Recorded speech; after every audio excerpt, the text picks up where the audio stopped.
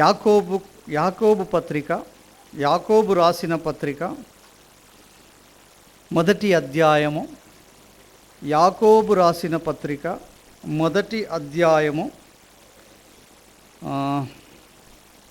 19వ వచనము నుంచి మనము చివరి 27 వరకు కొంచెం ధ్యానించి మరి బల్లను తీసుకుందాం.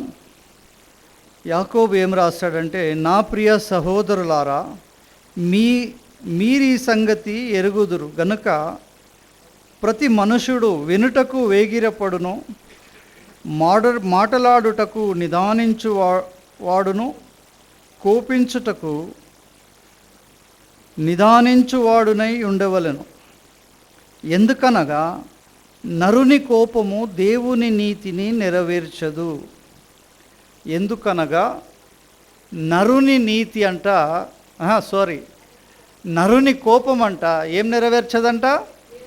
దేవుని నీతిని నెరవేర్చదంట. నీ కోపము అది నీకే శత్రువు అన్నట్టు. నీవు ఆహారం మీద అలిగితివా, నీవే పస్తుండిపోతావు. నీవే దేవుని వాక్యం మీద అలిగితివా, నీ యొక్క జీవితంలో జరగవలసిన ఆశీర్వాదాలను నీవు పోగొట్టుకుంటావు. ఎవరైనా దయచేసి అక్కడ నా బ్యాగ్లో గ్లాసెస్ ఉన్నాయి, కొంచెం తెచ్చిస్తే అద్దాలు, ఇది సరిగ్గా కనపడతలేదు.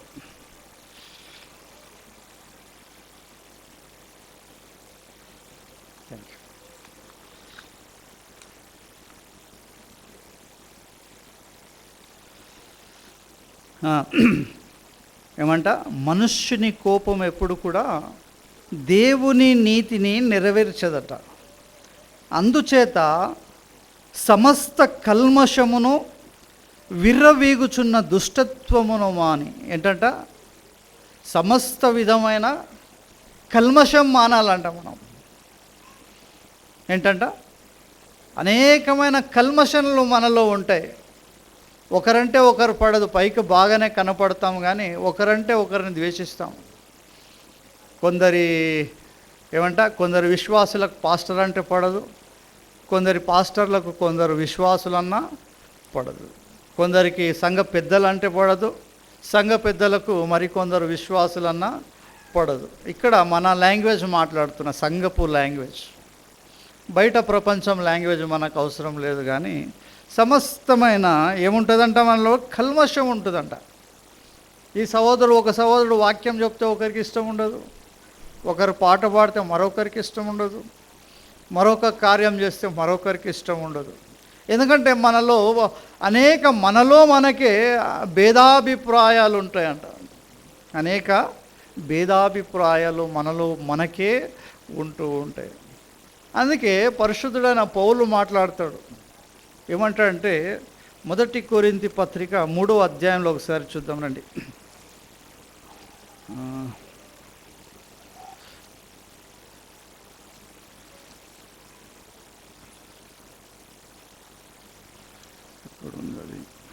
మొదటి అధ్యాయంలో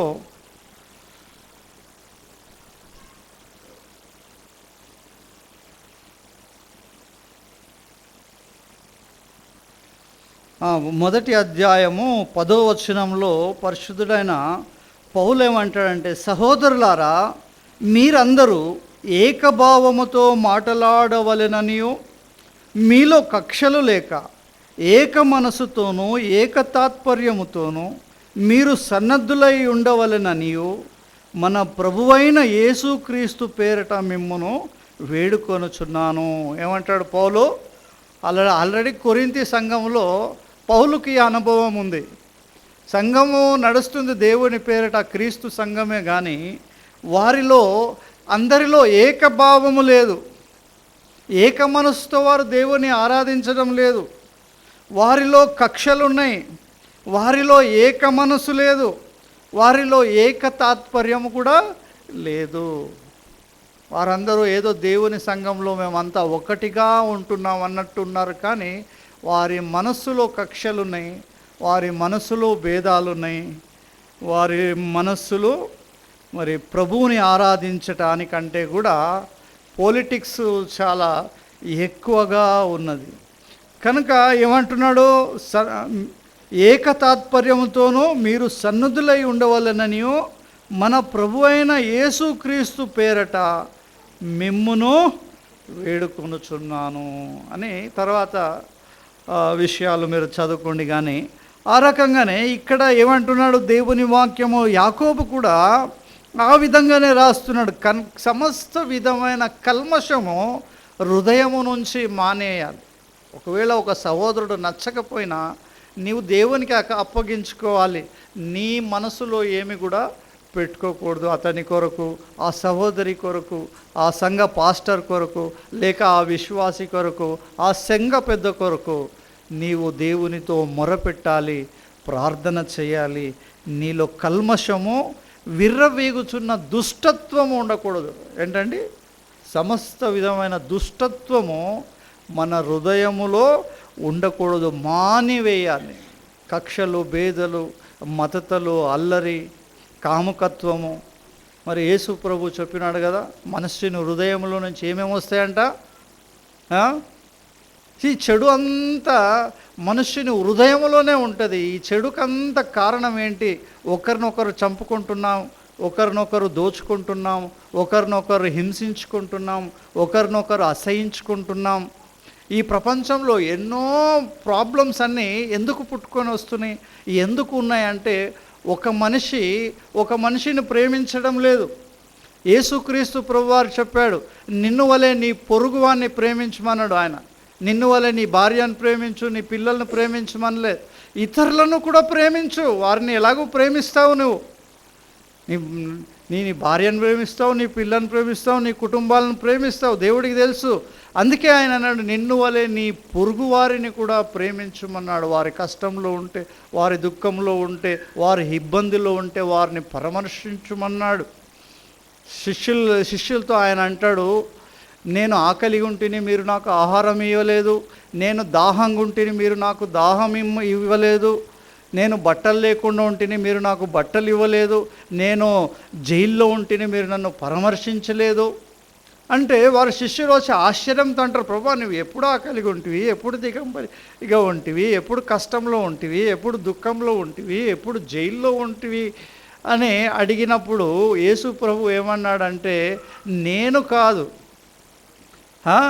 మన సహోదరుడు, వేరే ఒక సహోదరుడు ఆకలిగా ఉంటే వానికి ఆహారం పెట్టినప్పుడు మీరు నాకు పెట్టినట్టే, వారికి వస్త్రాలు లేనప్పుడు వారికి వస్త్రాలు ఇచ్చినప్పుడు ఆ వస్త్రాలు నాకు ఇచ్చినట్టే, వారు ఇబ్బందిలో ఉన్నప్పుడు వారిని పరామర్శించినప్పుడు మీరు నాకు పరామర్శించినట్టే, నా ఒక రిజిస్టర్లో మీ పేరును నేను రిజిస్టర్ చేసుకుంటాను. పరలోకమందు మీకు బహుమానాలు ఇచ్చే రోజున ఈ ప్రపంచంలో ఉండే విశ్వాసులు అందరికీ చూపెడతాను, ఇదిగో పలానా సహోదరి, పలానా సహోదరుడు ఈ జనాలకి ఇంత మేలు చేశాడు గనుక ఇతని కొరకు నేను ఒక ప్రత్యేకమైన బహుమానమును ఏర్పాటు చేసి ఉన్నానని అక్కడ నిలబెట్టి మీ తలపైన కిరీటాలు పెట్టబోతూ ఉన్నాడు ఆయన.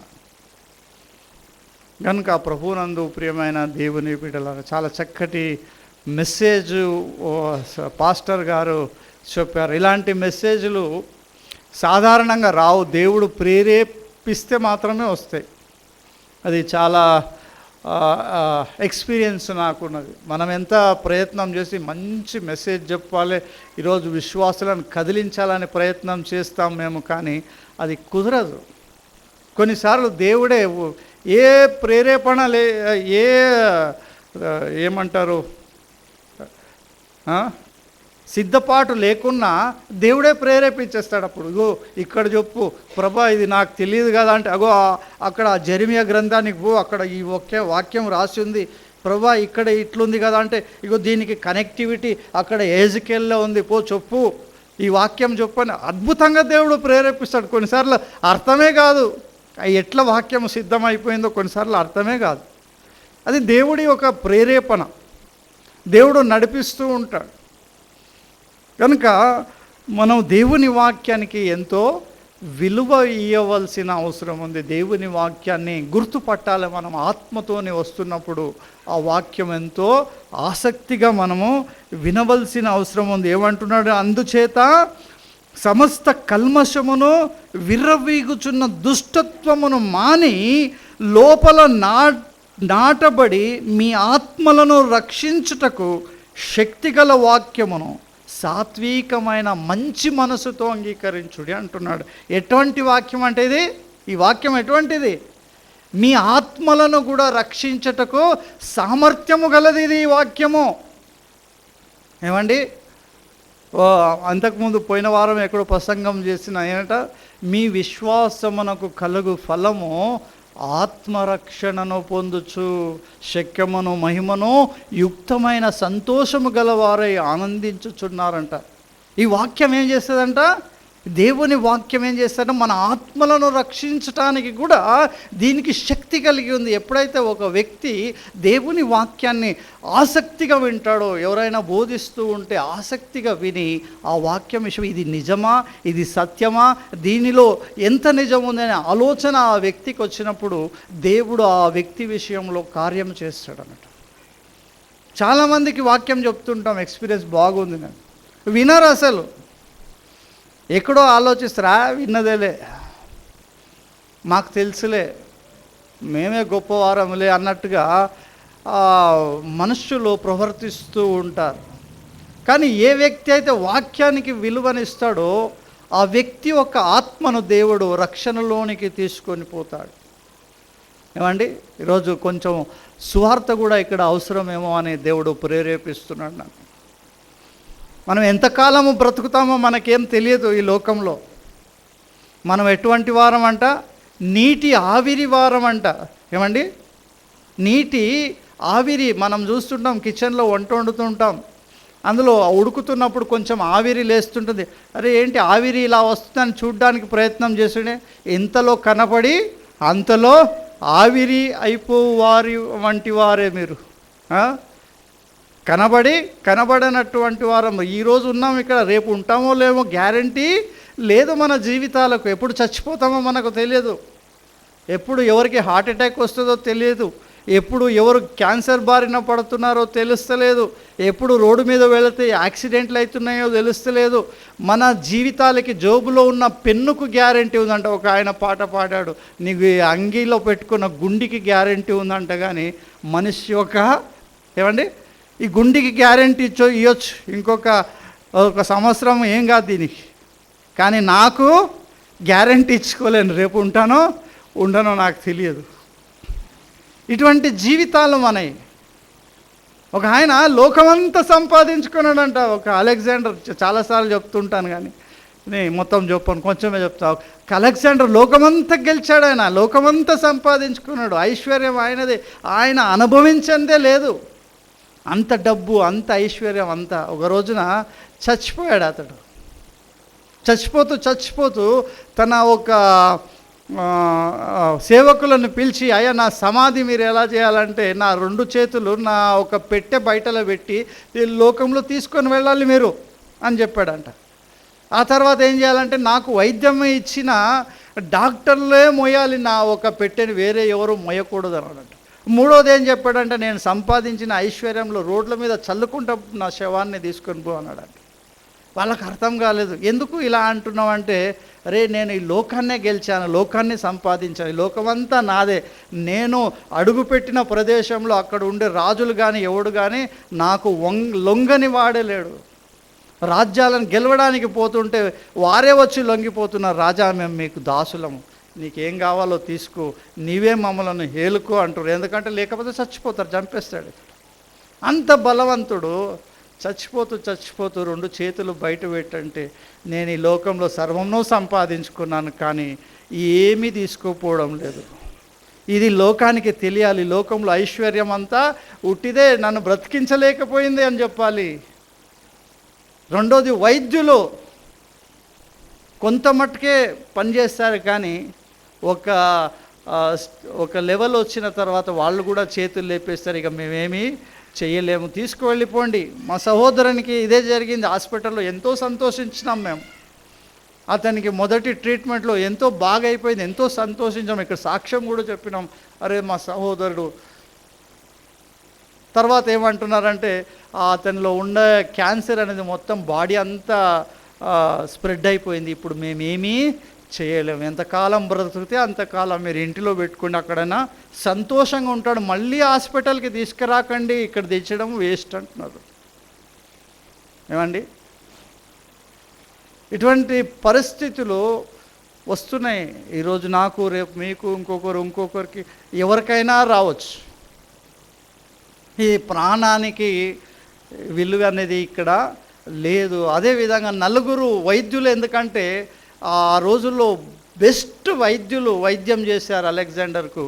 కానీ ఏ వైద్యుడు ఇక్కడ తన ప్రాణాన్ని కాపాడలేకపోయారు. ఈ వైద్యులు కూడా ఏమీ చేయలేరని ప్రపంచానికి చెప్పడానికి అతడు చెప్పాడన్నట్టు. ఆ తర్వాత ఉన్న ఐశ్వర్యం అంతా చల్లుకుంటూ పోయారు. ఎంత ఐశ్వర్యం ఉన్నా ఐశ్వర్యంని కూడా నా ప్రాణమును కాపాడలేక.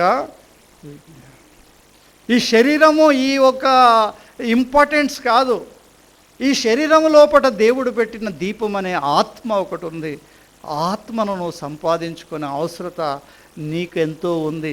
నువ్వు చచ్చిన తర్వాత ఎక్కడ పోతావు? ప్రతి మానవుడు తాను చేసిన పాపానికి వచ్చే జీతము మరణం అంటుంది. మరణం అంటే అగ్నిగుండం, నరకము.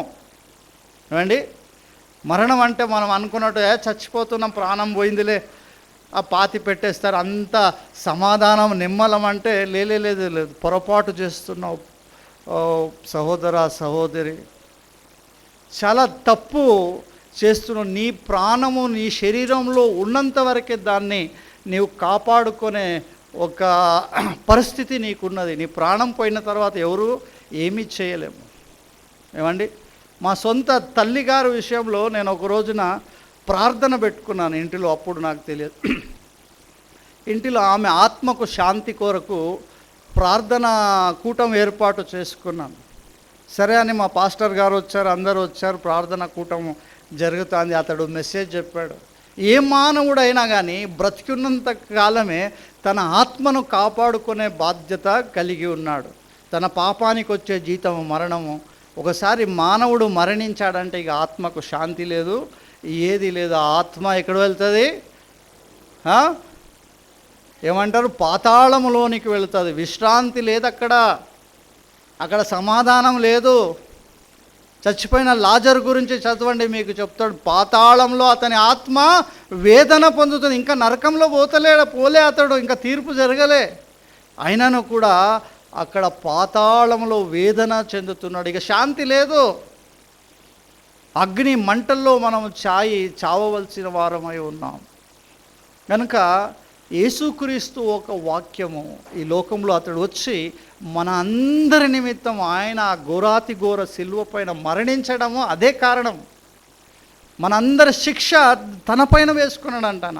నడినెత్తి మొదలుకొని అరికాలు వరకు ఎక్కడ కూడా స్వస్థత లేదు. హింసించబడ్డాడు, రక్తము చిందించాడు, ఆకాశానికి భూమికి మధ్యలో వేలాడి తన ప్రాణాన్ని ఇచ్చాడు. అగ్నిలో ఏమైపోయాడో నరక వేదన పడ్డాడు అతడు. ఎందుకంటే అతని యందు విశ్వాసం ఉంచిన వారు ఎవరు కూడా ఆ వేదన పడకూడదు, ఆ నరక గుండంలో పోకూడదు అని తన ప్రాణాన్ని అతడు పరలోకానికి అధిపతి. ఎప్పుడు ఆరాధిస్తూ ఉంటాను నేను, అయ్యా నీవు సర్వసృష్టిని సృజించావు, సర్వసృష్టిని నీ పాదము పీఠము కింద పెట్టుకున్నావు, సర్వము పైన నీ కృప చూపుతున్నావు. అంత గొప్ప ఎవరైనా అధిపతి, రాజాదిరాజు, దేవాది దేవుడు, ఈ సృష్టినంతటిని సృజించిన వాడు ఆ రకంగా మరణించడం ఆయనకి ఏమవసరం? మానవుని పాపము మన పాపాన్ని అతడు క్షమించడానికి, మనకు రావాల్సిన శిక్షను తప్పించడానికి ఆ శిక్ష అతడు అనుభవించాడు. కేవలము యేసుక్రీస్తు వాక్యము పైన విశ్వాసం ఉంచుతాను. ప్రభువా నీవే సత్యమైన దేవుడు, నా కొరకు ప్రాణం పెట్టావు, నా కొరకు మరణించావు, నేను పాపిని, నన్ను క్షమించుమని నీ నోటి ద్వారా ఒప్పుకొని బాప్టిజం తీసుకున్నప్పుడు నీవు రక్షింపబడతావు, నీ ఆత్మ రక్షింపబడుతుంది. దేవుని వాక్యం ఏమంట? నీ దుష్టత్వము మాని లోపల నాటబడి మీ ఆత్మలను రక్షించుటకు శక్తిగల వాక్యమును సాత్వికమైన మనసుతో అంగీకరించుడి. మంచి మనసుతో వాక్యాన్ని అంగీకరించాలి. సంఘంలో పాస్టర్ బోధిస్తూ ఉంటాడు చాలాసార్లు, కొన్నిసార్లు మాకు కూడా గుచ్చుకుంటూ ఉంటుంది, మా తప్పులు కూడా ఎత్తి చెప్తూ ఉంటుంది. కానీ నేను సరిదిద్దుకుంటాను ప్రభా, ఏడుస్తాను ప్రభా, నేను ఈ తప్పులో ఉన్నాను, ఈ యొక్క బాధ ఈ కరెక్టే, నీ వాక్యము మాట్లాడుతుంది, నన్ను క్షమించమని వేడుకుంటాను. కానీ వాక్యానికి వ్యతిరేకంగా పోవడానికి నాకు ధైర్యము సరిపోదు. చాలామంది నొచ్చుకుంటారు, అయ్యో మాకే చెప్తున్నాడు ఈ పాస్టర్, మా తప్పులే ఎత్తి చెప్తున్నాడు, సంఘానికి రాను అంటే ఎవరికి నష్టము? నీకే నష్టము. దేవుని వాక్యము నీతో మాట్లాడుతుంది, దేవుడు నీతో మాట్లాడుతున్నాడు. ఆ పాస్టర్ కేవలం సాధనమై ఉన్నాడు. తన ఒక దేవుని వాక్యమును తనను ఈ ఒక మెసెంజర్ ద్వారా నీకు అందిస్తున్నాడు అంతే. మాట్లాడేది పాస్టర్ కాదు, అది దేవుని వాక్యము. నీ జీవితం ఆ వాక్యమును విని సరిచేసుకో, ఆశీర్వాదింపబడతావు. నొచ్చుకొని వెళ్ళిపోయావా, నష్టపోతావు సహోదర సహోదరి. కనుక ఆ వాక్యమును అంగీకరించమంటున్నాడు. మీరు వినువారు మాత్రమై ఉండి మిమ్మును మీరు మోసపుచ్చుకొనకుండా, ఏమన్నాడు? మీరు వినువారై ఉండి మిమ్మును మీరు మోసపుచ్చుకొనకుండా వాక్య ప్రకారము ప్రవర్తించువారునై ఉండుడి. అండి, ఏ వాక్యం అయితే మనం విన్నామో ఒకసారి ఆలోచన చేసుకుందాం. ఇంటికి వెళ్ళి ఈ వాక్యం ఈరోజు దేవుడు ఏం మాట్లాడాడు, ఏ వాక్యం ద్వారా మనల్ని హెచ్చరించాడు, ఏ వాక్యం ద్వారా మన జీవితాలను సరిదిద్దాలనుకుంటున్నాడు, ఏ వాక్యం ద్వారా మన లోపాలను ఎత్తి చూపించాడు. సరే ప్రభువా, ఇదిగో నా లోపమును ఈరోజు నువ్వు బయలుపరిచావు, నన్ను క్షమించు, నేను మారుతున్నాను, ఈ పాపాన్ని వదిలిపెడుతూ ఉన్నాను, ఈ దుష్టత్వాన్ని తీసేస్తున్నాను, నన్ను క్షమించు ప్రభువా, నన్ను నడిపించుమంటే నీవు ఎంత ధన్యుడవో కదా. వాక్య ప్రకారం ప్రవర్తించు వారునై ఉండుడి. ఎవడైనను వాక్యమును వినువాడై ఉండి దాని ప్రకారము ప్రవర్తింపని వాడైతే వాడు అద్దములో తన సహజ ముఖమును చూచుకొను మనుష్యుని పోలి ఉన్నాడు. వాడు తన్ను చూచుకొని అవతలికి పోయి తని ఎట్టివాడో వెంటనే మర్చిపోవును కదా. ఏం చేస్తాం మనము? అద్దాన్ని ఎందుకు చూస్తాం మనము? ఏమండి, అద్దం ముందు ఎందుకు నిలబడతాం? మేకప్ వేసుకొనిక కాదు. ఎందుకు అద్దం అంటే, నాలో ఏదైనా లోపం ఉందా, నాకు ఏదైనా మసి అంటిందా, ఏదైనా మచ్చుందా, ఏదైనా దుమ్ము అంటిందా, బురద అంటిందా, దాన్ని చూసుకొని ఏం చేసుకోవాలి? ఎవరికైనా ముఖం మీద మసి అంటుండి అద్దములో ఎదుట నిలబడి ముఖం మీద మసి ఉంటే చాలా బాగుంది ఉండని అని వెళ్ళిపోతామా? ఏం చేస్తాము? ఆ మసిని బాగా తుడుచుకొని దాని మీద కొంచెం పౌడర్ వేసుకొని మేకప్ చేసుకొని మంచిగా వస్తూ ఉంటాం. కానీ ఈడ వాక్యం విని ఏం చేస్తున్నాము? అద్దములో దేవుడు చూపిస్తున్నాడు నీ రూపాన్ని. ఇదిగో నీలో దుష్టత్వం ఉంది, ఇదిగో నీలో బూతులు ఉన్నాయి, ఇదిగో నీలో చెడుతనం ఉంది, ఇదిగో నువ్వు అబద్ధం మాట్లాడుతున్నావు, ఇదిగో నువ్వు మోసం చేస్తున్నావు అని దేవుడు మాట్లాడుతుంటాడు చాలాసార్లు. అప్పుడు ఏం చేస్తాం? విని వాటిని మానేయక అలాగనే ఉంచుకుంటే ఎటువంటి వారం అంట మనము? అద్దంలో ముఖము చూసుకొని కూడా సరిచేసుకొని వారము. ఎవరు మనము? మనలను మనము మోసము చేసుకున్న వారం. మనల్ని మనమే మోసం చేసుకుంటున్నాం. ఇక్కడ దేవుని వాక్యం విని మనల్ని మనం సరి చేసుకోకపోతే, మనల్ని మనం పరిశుద్ధపరచుకోకపోతే వేరే వారికి ఏమీ నష్టము లేదు. మనల్ని మనమే మోసము చేసుకొని వారమై ఉన్నాం. అయితే 25వ వచనం చదువుతున్నాను. అయితే స్వాతంత్రమునిచ్చు సంపూర్ణమైన నియమములో తేరిచూచి నిలకడగా ఉండు వాడెవడో వాడు విని మరచువాడు కాక. వాడు ఎటువంటి వాడంట? దేవుని వాక్యం విని మర్చిపోయేవాడు కాడతడు. క్రియను చేయువాడై తన క్రియలో ధన్యుడాగును. ఎటువంటి వారై ఉండాలా? క్రియను చేసేవాడై ఉండాలంట. దేవుని వాక్యం విని నీ దుష్టత్వమును మాని నీవు మంచి ప్రవర్తన కలిగి ఉండు వాడైతే నీవు ధన్యుడు అవుతావు. నీ ఫలము పరలోకంలో అధికమవుతుంది, నీ బహుమానము హెచ్చింపబడుతుంది కదా. కనుక క్రియలో ధన్యుడగును. ఎవడైనను నోటికి కళ్ళెము పెట్టుకొనక తన హృదయమును మోసపరుచుకొనుచు భక్తి గలవాడనని అనుకొనిన ఎడల వాని భక్తి వ్యర్థమే. ఏమంట? కళ్ళెము నోటికి పెట్టుకోవడం చాలా అవసరం. ఏమండి? చర్చిలో చాలా మంచిగా ఉంటాం, చాలా మంచి ప్రవర్తన కలిగి ఉంటాం, అందరితో మంచిగా మాట్లాడతాం, ఎట్లా మాట్లాడతాం, అందరికీ ప్రైజ్ ది లార్డ్ చెప్తుంటాం, అందరికీ ఎట్లా నేను చాలా మంచివాడిని, చాలా వినయం నాలో ఉన్నట్టుగా ప్రవర్తిస్తూ ఉంటాం. కానీ ప్రపంచంలో బయటికి వెళ్ళిన తర్వాత మన నోరు ఎట్లా ఉంటుంది? చాలా భయంకరంగా ఉంటుంది. నోటికి కళ్ళెం పెట్టుకున్నాక ఇష్టం వచ్చినట్టు మాట్లాడేస్తుంది. ఒకే నోటితో దేవుణ్ణి, ఇదే నోటితో దేవుణ్ణి స్తుతిస్తుంటాం, ఇదే నోటితో ఇతరులను దూషిస్తూ ఉంటాం. ఏమండి? ఎంత శాపాలు కూడా పెడుతుంటాం అండి, అబద్ధాలు కూడా మాట్లాడుతూ ఉంటాం. ఎంత భయంకరమో చూడండి. అందుకే దేవుడు అంటున్నాడు, నీ నోటికి కళ్ళెము పెట్టుకో, నోటిని అదుపులో పెట్టుకో. నోరుంది కదా అని ఇష్టం వచ్చినట్టు మాట్లాడడానికి విశ్వాసికి లేదు. తప్పు నీది కాకపోవచ్చు, ఎదుటి వాందే కావచ్చు, కానీ నీ నోటికి నువ్వు కళ్ళెము పెట్టుకోనక ఉంటే దేవుడు నిన్ను క్షమించడు. నీ భక్తి వ్యర్థమే అంటున్నాడు. నువ్వు చేసే భక్తి, నువ్వు ఆదివారం చర్చికి వచ్చి 1000 రూపాయలు కానుక వేసి పాటలు పాడి బోధించే వాళ్ళతో బోధించి అన్నీ చేసుకొని పోయినా నీవు నీ దుష్టత్వం మానకపోతే, నీ నోటికి కళ్ళెం పెట్టుకోకపోతే నువ్వు చేసిన భక్తి వ్యర్థమే అంటున్నాడు దేవుడు. నువ్వు ఇచ్చిన కానుక ద్వారా లాభం లేదు, నువ్వు సండే చర్చికి రావడం ద్వారా లాభం లేదు, నువ్వు పాడిన పాటల ద్వారా లాభం లేదు, నీవు బోధించిన బోధ ద్వారా లాభం లేదు, నువ్వు ఏం చేసినా లాభం లేదు. నీకంతా కూడా 0 మార్క్సే దేవుడు అక్కడ వేస్తూ ఉంటాడు. కనుక నీవు నీ నోటికి కళ్ళెము పెట్టుకోవాలి, దేవుని వాక్యము ప్రకారము ప్రవర్తించువాడనై ఉండాలి.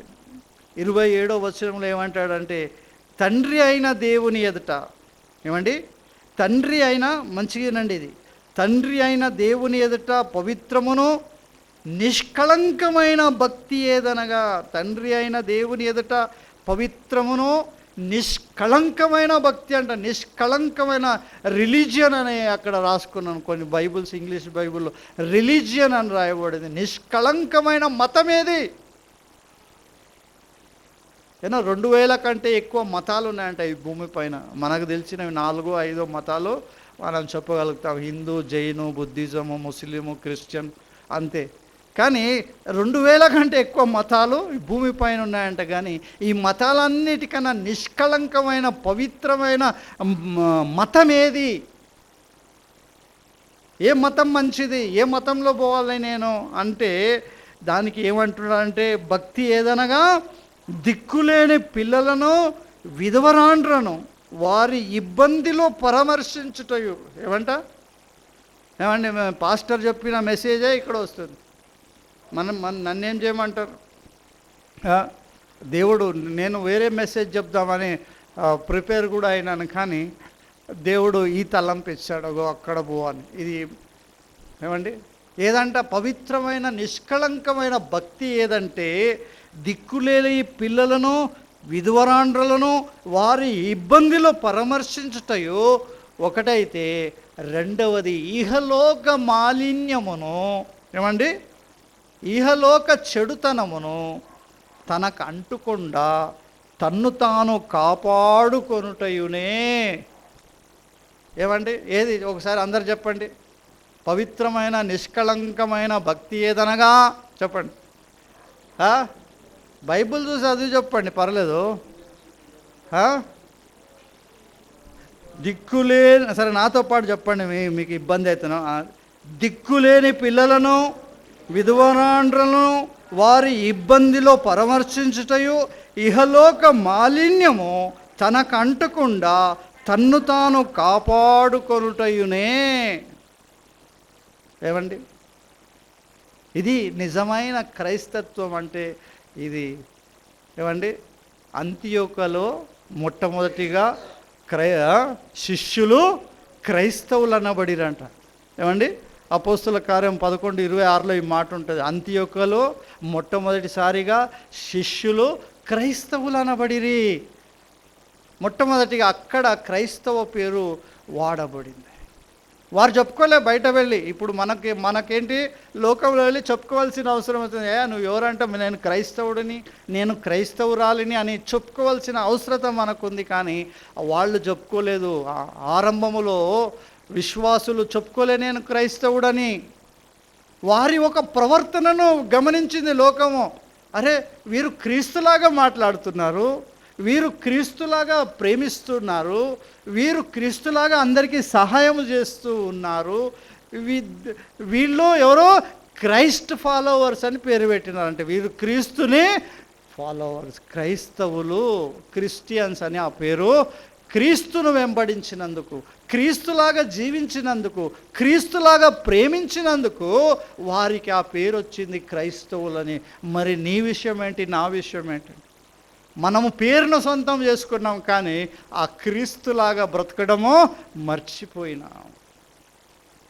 ఏమండి, ఎంత దౌర్భాగ్యం! వాళ్లకు ఆదిమ సంఘానికి ఉండే మనకు ఎంత డిఫరెన్స్ ఉందో చూశారు. వాళ్ళు క్రైస్తవులుగా పరిశుద్ధులుగా బ్రతికినందుకు క్రైస్తవులుగా అనబడ్డారు. మనం క్రైస్తవులుగా పేరు పెట్టుకున్నాం, కానీ క్రైస్తవ ఒక గుణాలు ఎక్కడున్నాయి మనలో? గనక ప్రభునందు ప్రియమైన దేవుని బిడ్డలారా, ఇక్కడ ముగించుకుందాం. మనల్ని మనం పరిశీలన చేసుకుందాం.